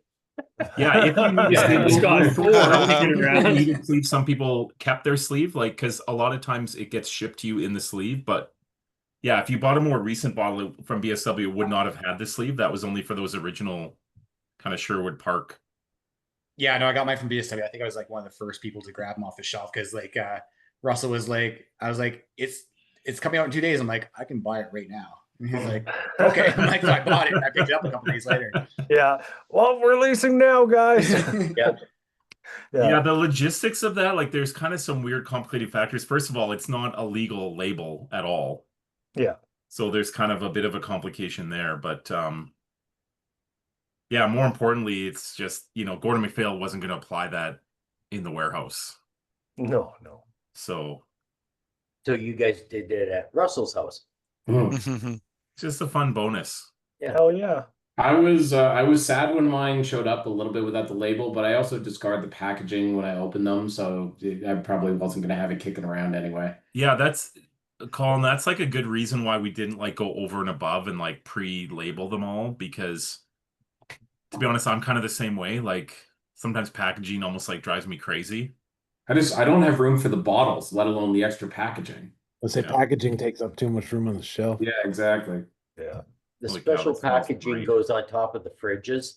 And even at that, it's every once in a while, like, hey, I'm doing a thing and I need boxes. And like, here's a couple dozen, right? I'm on to my 3rd bottle of this myself. I took one up to the cabin and it's right up there as far as crushable. Yeah. Me and So the old Russell, man. if you happen to bring a brand new one tomorrow, we can For kill your this birthday? one. Yeah. I know a guy. Cashier for you. Yeah. Am I crazy to think there's a minute hint of peat in this? I love this bottle. So I get this like It's really, really really well unusual sort of herbal, almost like vegetal note to it. And the other thing that I really get from this is like some sort of stewed or like roasted red pepper. Yeah. Red pepper, like jalapeno, yeah. candied jalapenos. And With, I like, always get peanut molasses. shells. Yeah. What? Sorry, James? I always get peanut shells from this bottle. Interesting. Treacle, molasses, walnuts, and then like I think candied it's jalapenos nice to and black know pepper. a bit about how Inchgower is made, because like Inchgower is a prime example of a distillery that's been like set up specifically to make what is in theory bad whiskey on paper. So Inchgower is one of the main ingredients in Bell's, along with Blair Athol, right? Which is also, Blair Athol is kind of in the same category in a lot of ways. Like it's kind of weird whiskey, right? Oh yeah. So yeah, I heard someone describe Inchgower once as basically the distillery is being run by the same philosophy of like a 1970s muscle car. Like they run everything hot and fast. in the distillery. Okay. Fermentations hot and fast. Distillation hot and fast. Like everything is just kind of like pumped through. They actually purposely make the like wort like cloudy because they want like lots of like it's almost like the hazy IPA of whiskeys. Like there's a lot of like solids that go through. And I think that's where that nuttiness and that roasted red pepper flavor comes from. Because to me, that's like a very much an Inchgower signature, is that flavor you see in a lot of Inchgowers. Do you see a lot of variations in the Inchgowers? Like Oh, yeah. inconsistencies? Like, yeah, that's Yeah. Well, I think Gordon MacPhail's kind of unique. Like, that's why when this one came, when I saw that they had an Inchgower, I was like, oh, what are we going to get out of this? But again, like the Gordon MacPhail Inchgowers are just stored well and they're in good wood. And I think a lot of the Inchgowers that come to market from indies are often chosen because they're weird. right. So this to me is like the weirdness of Inchgower, but it's like tempered by a good sherry cask. And the two together is like what I think a lot of people in New Whiskey Order like to drink. Like a good sherry cask, but like not boring. See, I wouldn't say tempered, I'd say enhanced. Yeah, right. It kind of like turns it up in some ways too. Yep. It's interesting for me, the sherry cask only really comes through on the finish. Like I get that kind of nuttiness, raisin, more kind of like an Oloroso thing. I really like if I was just drinking this blind minus the finish, I don't know that I necessarily would have said this was a sherry cask. I could tell you it was weird, That's but fair. I wouldn't, certainly not a sherry bomb by any means. No. No kidding. But it's enough to enhance it. It just brings the extra flavoring through. It's a fun bottle. Yeah, maybe I should explain how this kind of all went down. I you know, a lot of the whiskey clubs in Canada, not just retailers, you know, it's something that often comes up of like, hey, do you guys want a bottle of cask? And I know NWO has done a few. And, you know, obviously with G&M, you know, we do have BenRiach, but a lot of times clubs want to do like something that's really affordable that like, you know, everyone can like buy a case of like kind of easily. And so, you know, a lot of times we do, I think that's why you see a lot of these like 6, 7, 8-year-old like heavy wood influence type casks. And, you know, I've bottled those as well in the past for clubs. But yeah, I think like as Russ and I started talking to other people in the club. We kind of had this thought that like, you know, if you pick a cask for a club, especially if it's a Gordon MacPhail, it should be something that like fits the vibe of the club. Like there's certain casks that just kind of like speak to what the club's about. And to me, this Inchgower, when it came across my desk, like one of the things that I thought, and you know, Russell had said, like, you know, we like things that are funky in here, like that doesn't scare us. And it kind of made me think like all the tastings I've been in, like you guys very rarely will do a lineup of like, you know, 8 clean, safe whiskeys. Like that's not what this club is about. Boring. Right? Like, like I can totally see if we took all the club members and went into the warehouse at G&M, someone would have seen this 19-year-old Inchgower and had like a crushing curiosity to what was in there. And like I think that's kind of like the spirit of why we chose this. Yeah. It's like somebody would have gone, I bet that's weird. Yep. Right? Like, and then everyone would want to try it. So can we actually do that? When's the field trip? Yes. NWO field trip. But yeah. I don't know. I'm glad. Honestly, I'm glad James, that I we appreciate got this over the water, and I appreciate all you did for this cask and being able to. Well, you kept it very affordable for a 19-year-old whiskey. Well, that's the benefit of an Inchgower too. Is you know I had all the leverage in the price negotiations with G&M. Yeah. Well, you nailed it. Yeah. To be honest, though, like a 19-year-old Inchgower, even from a really good sherry cask like this is what it should be worth. You should be able to get it for under $200. Yep. I think. You know, the price point on this was spot on. Yeah. Yep. Yeah. Ironically, if this was like, you know, the other half of Bell's, if this was a Blair Athol 19-year-old sherry, like I could probably list this at retail for $2.99 and people would be very excited still. But again, to me, it's like more about it's kind of special for the club. Like that's more what this is about.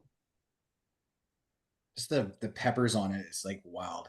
Did anybody else get that Vine Arts like 15-year-old Bardstown bourbon from. No, I've still been curious Yeah. about trying it after hearing all of the horror stories. Well, the horror stories because you got a bunch of bourbon bros who are like, because this doesn't taste like bourbon.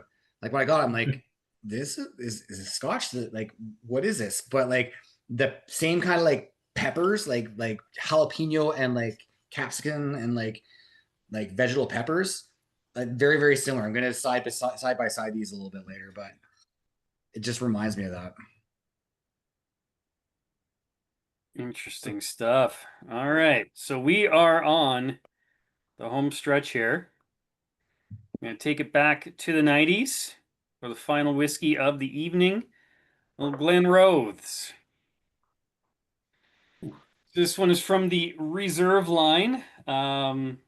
Great Art Deco label. Just love it. Yep. Distilled December 3rd, 1997. Bottled July 2015 at 18 years old. This comes from a refill American hogshead, cask 8720, bottled at 56.8%. So only 195 of these bottles made. Do we know where this was primarily shipped to? The bottling was for the companions of the cage. Wait, yeah. The Quake. Sorry, thank you. Okay. So, Mr. Dave Gordon. Nose on this is amazing. It's got like a little bit of cinnamon on the nose. It smells like a chocolate pudding cup. Thank you. It really does. It does. Yeah. The type that I used to trade my mom's like home cooked chocolate cookies for because I just desperately wanted something store bought. And those kids like were desperate to have something homemade. Only if you knew, right? Yeah, you're like, I got to get some preservatives into me. Yeah. totally. And then you My didn't have God, my friend made head my first. wife is celiac and made her actually chocolate chip cookies that were she could eat. And I took a bite of it. It was like, okay, you need to make more of these because my wife's not going to get a chance at these. And she's like, you screw up. These are all mine. Just homemade baking and chocolate chip. Oh my God, yeah. So she came back with 4 dozen cookies just for me. Having said that, now I'm getting like chocolate chip oatmeal cookies. Yeah. Mm.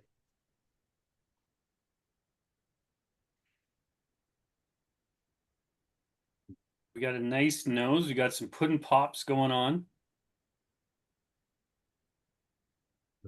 What are we getting on the palate? Rob's in there. It's like butterscotch. Mm-hmm. Oh, chocolate to butterscotch? Yep. The thing is it's just nicely chewy too, right? It's got a beautiful palate. It just coats so evenly. It's a creeper. It's a Very creeper. well balanced. Yeah. Perfect sweetness. Yeah. Like the oils just coat nicely. This is highly delicious. Yeah. Mhm. Yeah. Yeah, I mean, really like when you're David talking James. about those, like, you know, kind of like middle of the road, like this is just kind of like a nice bottle. Like I feel like this is one of those kind of just like, yeah, this is just like a nice bottle. Mhm. Just the one that you keep reaching for, and then you're just like, oh, it's almost gone. Yeah. Yeah. Well, I was going to say, it doesn't have anything really like compelling or kind of mind stimulating about it. It's just kind of pleasurable. Yeah. It's just well-rounded. Yeah. That's what I'm getting. Those, you know, those toffee candies, like where it's like the caramel with the chocolate in it, Yeah, and the it's- hazelnut. That's what I'm getting on We these. just can't stop eating them. Mhm. Oh, dude, I go through a whole box of Oh, those, and man, like those are- it's such a pain in the ass to get them out of the little blister packs, and I'm like Yep. shooting them all over the living room Poke 'em out. and face them down. Well, that's because Slow you're you down supposed to eating point them. them at your mouth. Yeah. Ha! You just flip it over once. You just take the whole thing. Like and an just- ice cube tray, right, Owen? Yeah, exactly. Wow. It ain't going back. You're not sliding it back in the You're not putting them away after. Yeah. And they Max, taste one better. tray, one serving. Yep. Max knows. Yep. He's been there, done that.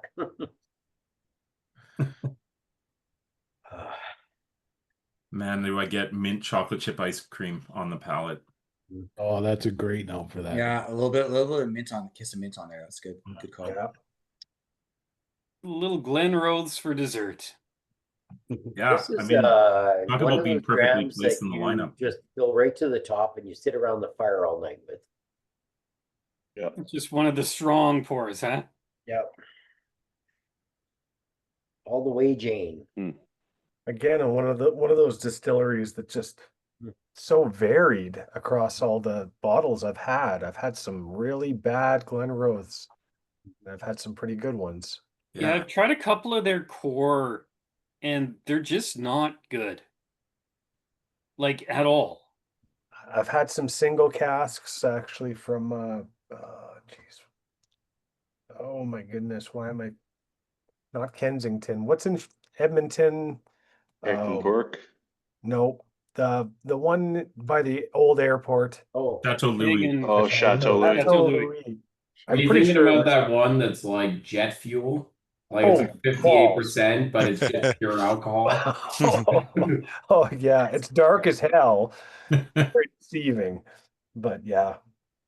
Well, I actually have a single cask Glenrothes coming into market later this summer, and it was split between Willow Park and the Calgary Co-op, and yeah, I think they have about 15 cases each, so it's not a lot, but it's a 1998 26-year-old, Okay. and it's just like very atypical. Like it's very much like a tropical fruit bomb.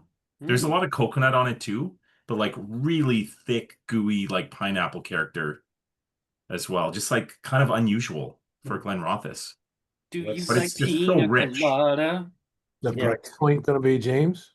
What's the price point? Yeah, on that it one, should maybe? be. I would imagine on the shelf it will probably be in the 450 range for a 26-year-old. Okay. Yeah, maybe 425. It's crazy because if you go back to the Inchgower, so different. So dirty. This Yeah, it one makes is, the Inchgower really almost like smell smoky. yeah, exactly. Oh wow, yeah. The nose on that Inchgower. It's crazy.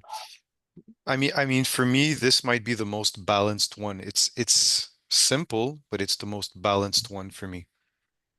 The Glenrothes. Yeah. Yeah. It's definitely a safe pick.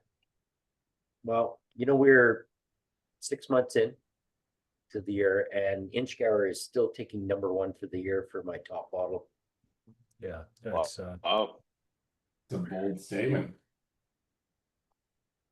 it's So you're saying I should open my bottle, Kent?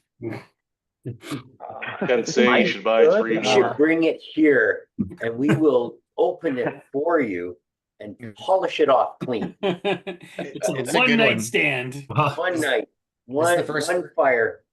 This is the Russell first and I time were I've gone nervous back to it. releasing this Inchgower. I'll be honest, like I even lost a little bit of sleep because like this is a weird whiskey to just like thrust upon a 200-member club. And I mean, thankfully you guys have been great, and I've gotten so many positive messages and people that are like proud to have this on their shelf, and I don't know, I think it's cool. It's the first time I've gone back to it since I first got back when it came out like a month ago or whatnot. And A few months ago now, I think. Was it 2 months? I've had, I think, 4 or 5 drams of it so far. I think the way I've described it to people is if anybody's tried that Whiskey Sponge Knock-Do bottle with the Pac-Man label on the front, it is weird AF. It's got like these notes of like smoked ham and like pickles and things like that. And it's like, this is a very interesting whiskey to like give to a whiskey nerd to like dissect, but it's probably not what you're going to be breaking out for like your buddy coming over that's used to drinking 100%. Macallan 12 or whatever. And like, this is not a whiskey that you would be breaking out for your buddy that drinks Macallan 12. Yeah, and that's kind of stuff I'm into and looking for these days because like I've got like enough stuff where it's like it's all in the same realm and just different levels of how good they are on these same notes. But like, I want to be challenged now. Like I'm, you know, I like weird stuff. I like interesting stuff. And so this one like checked off a lot of boxes for me. I made the mistake of only ordering one, so I'm Same. fixing Way that. than me. I Something made tells the me there's a mistake of few bringing out this there. out for a whiskey Right, James? fire. Just so you guys know, the next step in this, which is making it a little bit easier to get, it will actually start shipping out to other stores kind of by the end of July. Okay. Yeah. The Inchgower or just Yes, the Inchgower. Yeah. There's some left. Yeah, there's about 10 cases still out there. So Really? to be honest, I actually dropped it into open stock this afternoon. Oh, James, wow. do any of them ship to the US?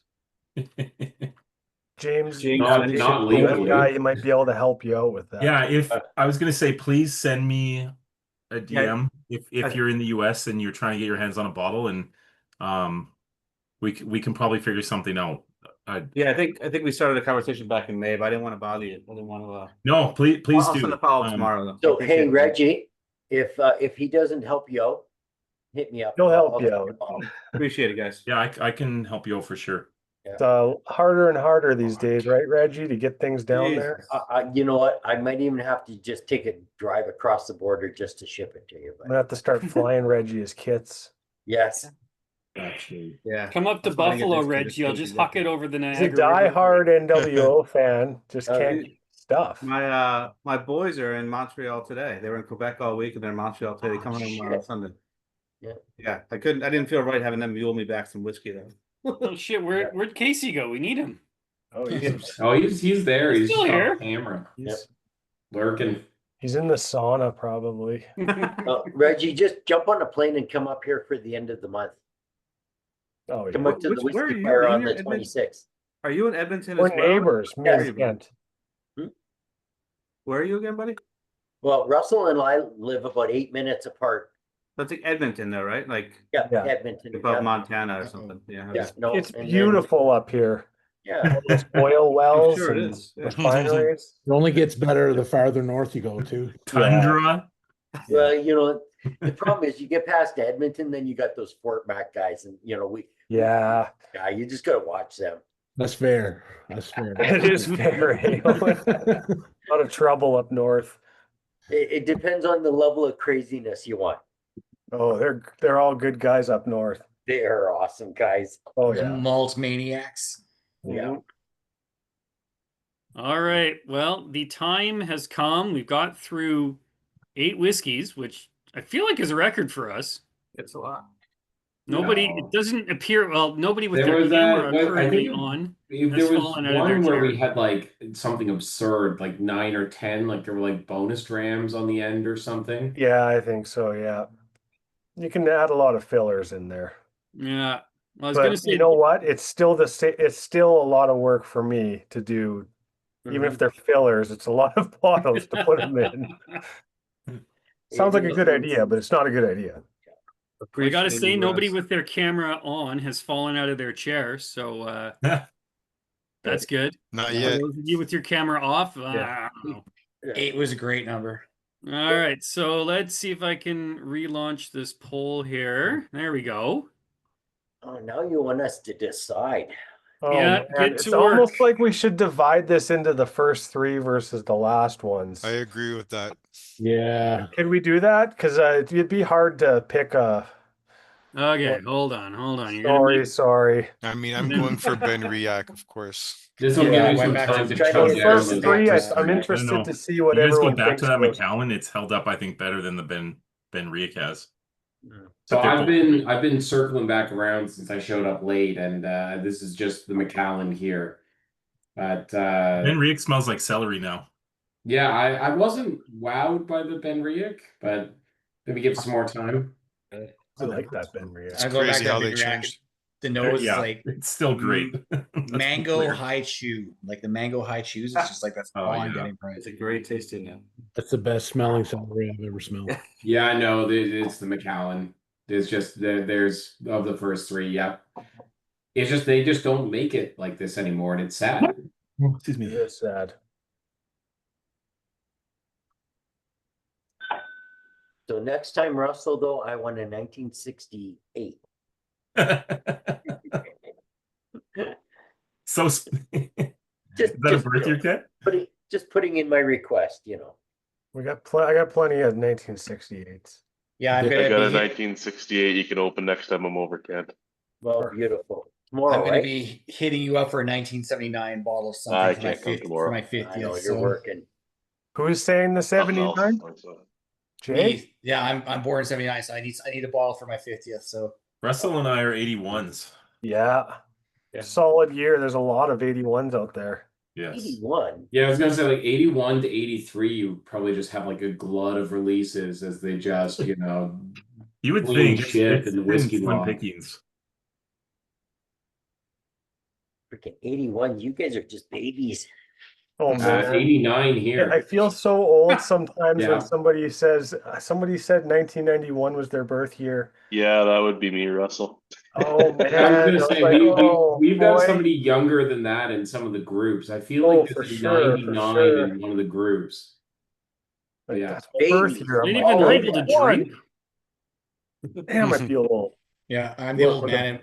I'm the old man in my whiskey group. So it's like, I'm actually one of the kids in mine, but at work it's the opposite. We've got a bunch of young engineers every year, and like when they say their birth date and it starts with the year 2000, it's just Yeah. like It's weird because like I'm young in like the whiskey groups, but like I've been drinking whiskey for 15 years, which I feel like is a lot more than a lot of other people that are drinking whiskey these days. So it's like young in age, but old in experience. There you go. All right. Thank you all for your patience and making me work at this. So now we got everything broken down for y'all. Also, isn't Adam B like absurdly young? Yeah. Yes.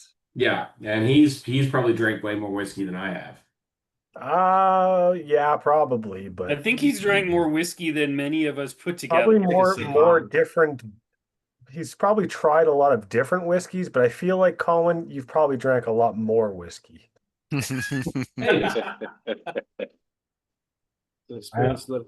I only started this in 2022, so Wow. Good for you, catching Oh, that. yeah, like Well, I've drank. it's a good place to go to start for sure. yeah, been drinking Paul and whiskey- Josh and those guys have almost financially ruined me in a very short time. Yeah. I mean, it hurts though, because like I remember the days where, because also when I started drinking whiskey, I had no money. I was in like undergrad. So you go to the LCBO, Ontario land, and like, the cask strength Talisker 25s are just sitting on the shelf for like $300. And I'm just like, oh man, I can't afford that. Like I'm drinking like Lagavulin 16 or, Lafroy 10 or whatever. Meanwhile, if I could go back in time and just like buy cases of the stuff, it would be great. And I remember I was like really interested in like trying Port Ellen for the first time. And when I first did a foray into that, IBs were about 100 pounds, and the OBs, like the Diageo range, were like maybe 200-300. And of course now it's whatever number of thousands for any of it, and it's absurd. That's a Bottle nice kill or bottle kill, something. Russell. Yeah, like Who's I've been flag drinking. 16 up there with you guys. Okay, And hang the on, one Russell. bites the Hang dust. Hang on. Bottle kill. Oh, Ken's gonna match you. Oh shit. I thought Ken passed his bottle down the street there for a second. Hashtag bottle kill. Hashtag double Hey. bottle kill. Yeah. Wow. Did we get the poll results? Did I miss it? No, I don't think they're in yet. Unless I missed them too. No, I haven't released it yet. Again, because I'm a jackass. You're the best, Mike. What would we do without you? Seriously. Not have polls. Not have polls, not have Zoom, not have PowerPoints. Wow, that is pretty down the Nice. That's the way it Oh should wow. be. Interesting. There Nice are your question. winners on the evening. Nice. So BenRiach is the winner of the Dusties. Inchgower is the favorite high test. Mhm. And looks like BenRiach is the favorite overall by a pretty significant margin. Interesting. You Amazing. guys just picked the Inchgower to not hurt our feelings. It's okay.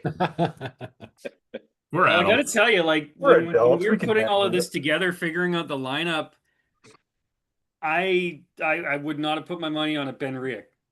No.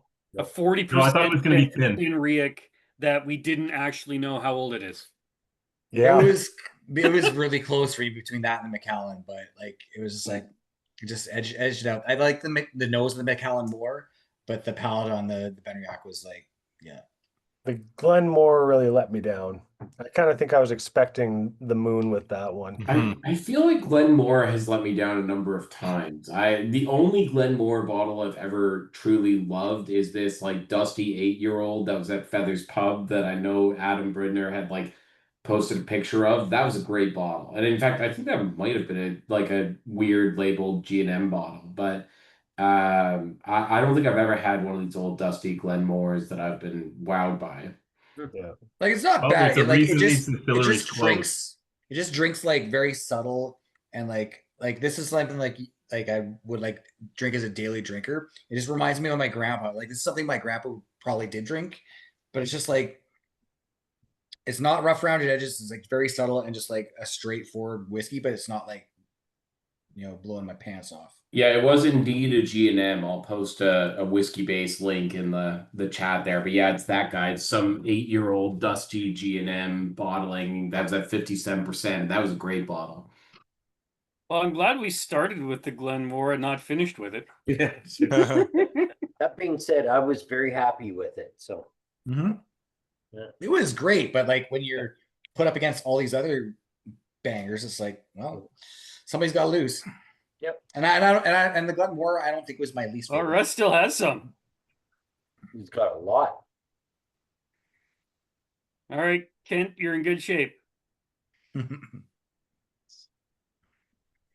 right, Johnny well, Gibbs with close, that, we're right? going to wrap it up and end the recording here. So thank you, everybody, for joining us this fine evening. I think some pretty fun whiskeys, some pretty fun times. Thanks, Russ, for putting all of this together. As always, interesting lineup, fun lineup, bit of a roller coaster ride, which we always love. Thanks, James, for walking us through these whiskeys, the history, the process. Always good to get nerdy with you, buddy. Absolutely. Yeah, this was fun. Yep. Thank you guys for I don't know. I think if you look globally at whiskey clubs and you put this Inchgower, I mean, you guys should be proud of this. Like, this is not something a lot of clubs could pull off, and yeah, I don't know. It feels very evolved. Yep. Nice. And James, if you're around tomorrow, you're more than welcome to join us around the fire. Yeah, I'm overdue for one of those, Ken. You're way past due. And thank you, Yeah. Kent, for joining us tonight and helping us with welcome. notes and thoughts. Very much appreciated. Yeah, Always. for All sure. right, everybody. If you feel like driving for 4 hours, you're also welcome. The session will continue. We're just going to stop the recording. So thank you everybody, and have a great night. Sláinte. Thanks, Mike. Thank you.